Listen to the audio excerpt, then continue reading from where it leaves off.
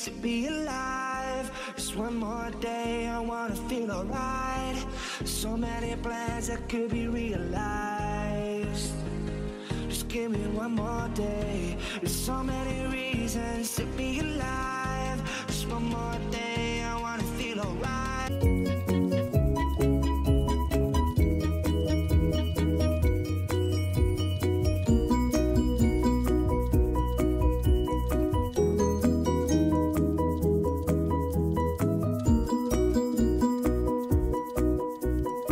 Oh my gosh. Wow. Pulang-pula tayo ngayon. Pulang-pula tayo ngayon, guys. Good morning! Dito na kami sa Australia Zoo. Australia Zoo. Australia Zoo. Di pa kami kumakain, guys. Ano na?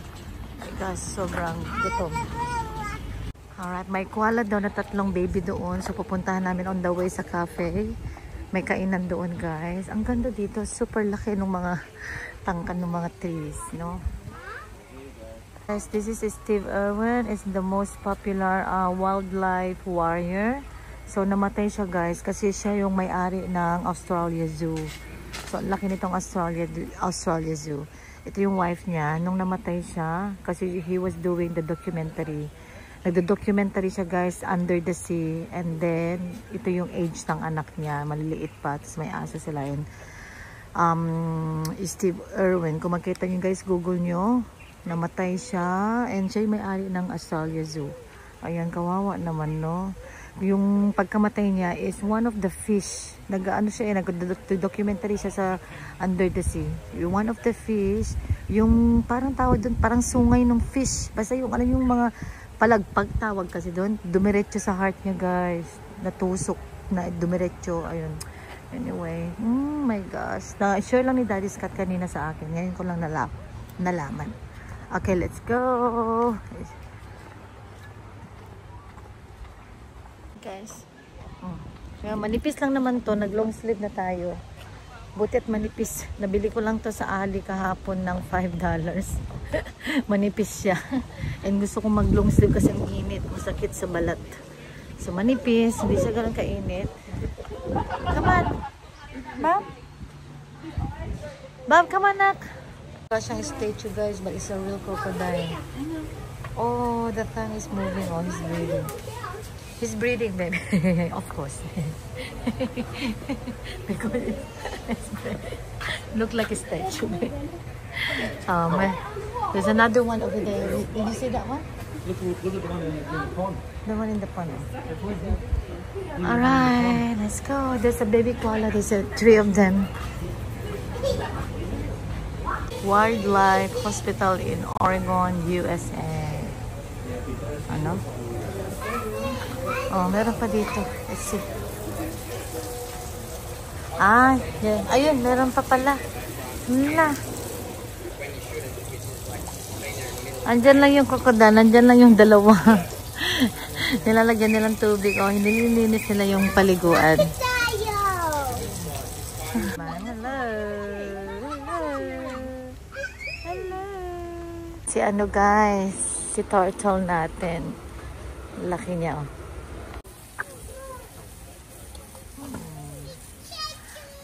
Look, he's having a shower now. Oh, pinapaliguan nila, oh.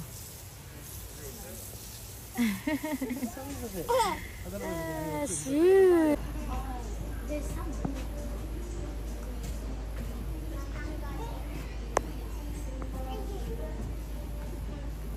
Ang cute. Tulog sila, guys. Oh. Our view, guys. Dito kami sa taas, sa cafe nila. Nag-iisa lang yung cafe dito, guys. Ay, 2 pala yung cafe nila dito.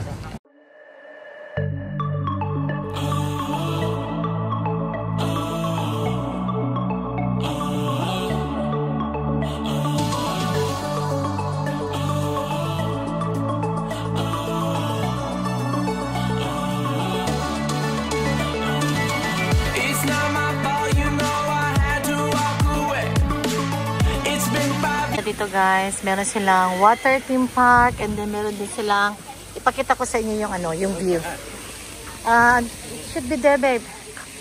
Pakita ko sa inyo yung meron doon silang jumping castle, parang trampoline. Nasaan na yun? Ah, nandun sa likod guys. Doon banda. Ayun. Meron silang jumping castle. Naglalaro na si Katli kanina doon. Habang nasa cafe ako. Hinintay ko mag-open yung cafe. Pero disappoint ako guys. Yung pagkain dito. Hindi masarap. Pang western talaga siya. Miss ko yung real food talaga. Alright. So, doon si Kathleen.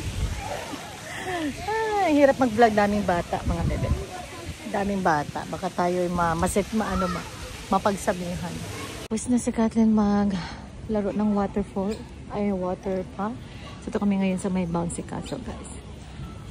That's okay. But alright, so we're going to call out some countries and continents, and when you hear your homeland, I want you to make a bit of noise for us today.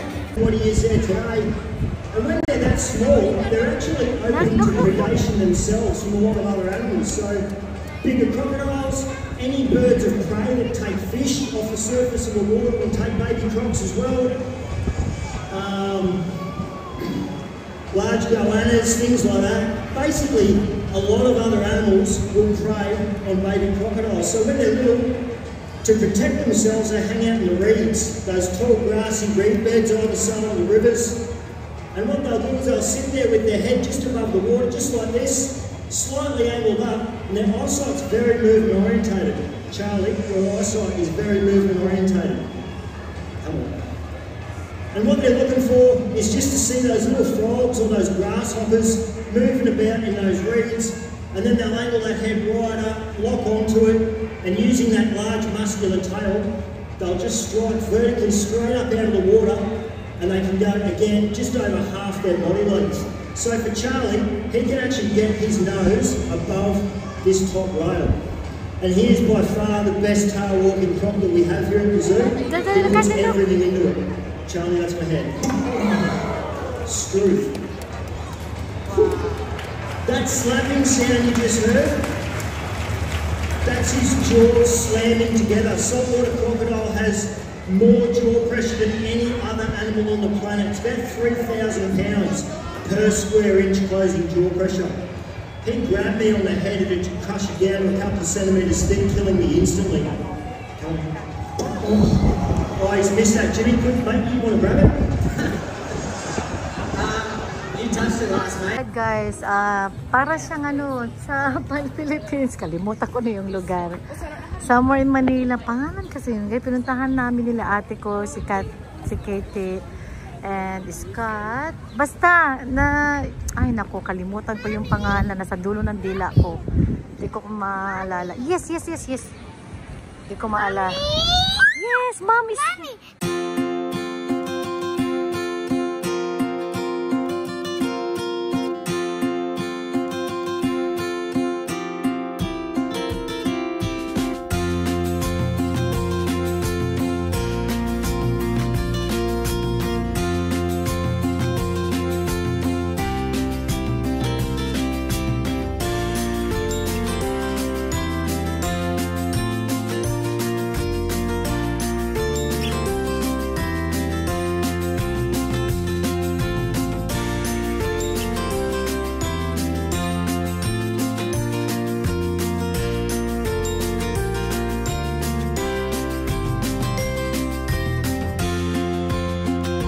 So mga bebe loves ko, ayan, kinit ni Kathleen. Kinit ni Hana yung kapatid niya. So magdidino silang dalawa, magdidate kasama yung partner saka yung friend niya. And magmi-meet naman kami ni Scott. So dito lang kami sa may Sunshine Plaza, Queensland, mga bebe ko yan. So we're just gonna go through yung mga restaurant na. Marami pa daw restaurant dito. Malabo guys kasi madilim.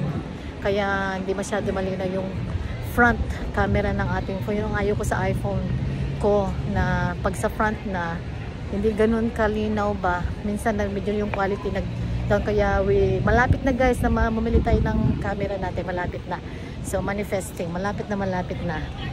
Bibilisan ako dito ng camera. Kaya lang, we're thinking na hintayin ko na lang na makabalik sa Sydney para makapag tawag doon, purchase tayo hopefully soon para naman mas lalo tayong ganahan sa pagbablog, no? Anyway, parang marami pang restaurant dun sa across the road. Like, let's see. Alright guys, yung view. Ganda dito. Sunshine Plaza. Ocean Street. So we're gonna go to the Ocean Street. Marami daw restaurant na masasarap doon, sabi ni Hana. At yung view maganda din.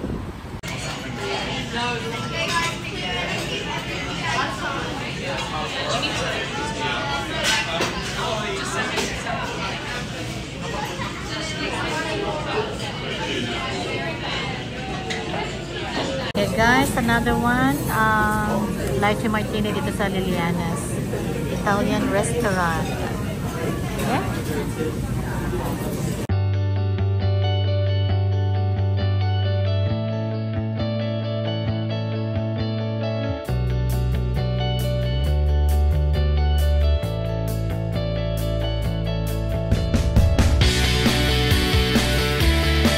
Medyo tipsy tayo guys. Grabe. Ang lakas nung ano, yung ano niya. Naglagay pa siya ng second shot ng spirits doon sa, ay may Novo. Punta nga ako sa Novo kasi meron silang, ay second item 40%. Hinahanap namin silang Hana pero wala pa silang mga labs. So, thing is, it's late shopping tonight guys. Kaya, ay, gusto ko to. Ang cute-cute. Ang ganda nito. Wedge. Para naman mas lalo tayong tumangkad. 5'4" tayo guys. 5'4", 5'4", 5'4 and a half. Cute ng mga flat nila. Pero hindi na ako mahilig sa flat mga bebe ko. Ano na ako ngayon? Puro wedge. Pati shoes ko nga napag... Ay, ito ang gaan. Ang gaan. No? Gaan. Ganda. Ayan o. Wala na akong time mag-shopping guys. Kasi meron naman kasing Novo sa East Garden. Pero dito, ang dami nilang sale. Uy, ang cute nito.